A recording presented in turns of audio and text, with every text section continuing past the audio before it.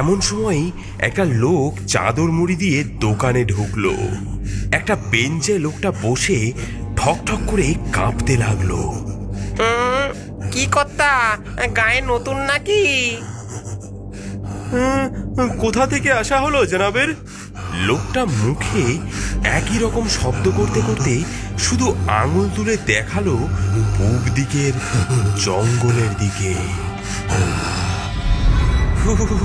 আরে আরে মন্টু, ওনাকে ওনাকে এক কাপ চা দাও। ঠান্ডায় কেমন কাঁপছে বেচারা।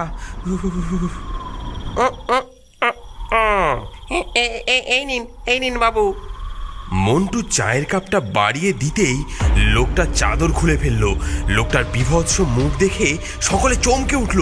মন্টু কিছু বোঝার আগেই লোকটা মন্টুর হাত ধরে জোরে কামড় দিল। কামড়ে দিল, ওরে ওরে কামড়ে দিল।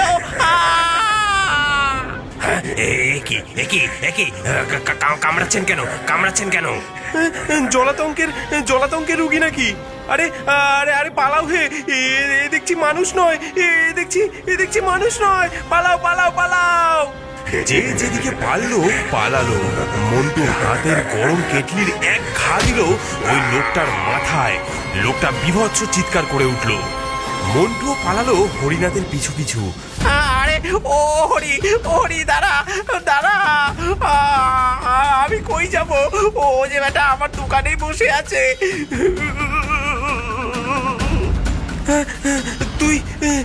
তুই আমার বাড়ি চল আজ রাত।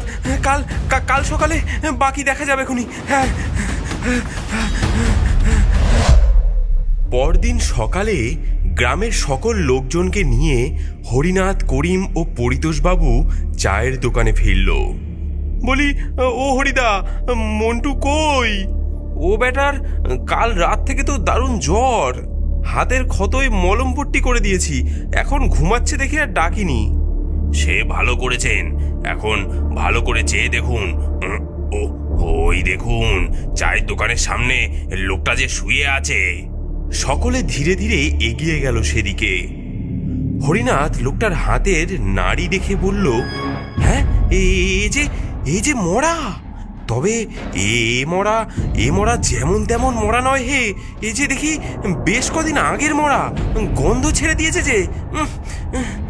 এ যে কি বললে হরি? কালই তো লোকটা চায়ের দোকানে এলো। এসব কি বলছো কি? সেটাই তো আমি নিজেও বুঝতে পারছি না কিছু।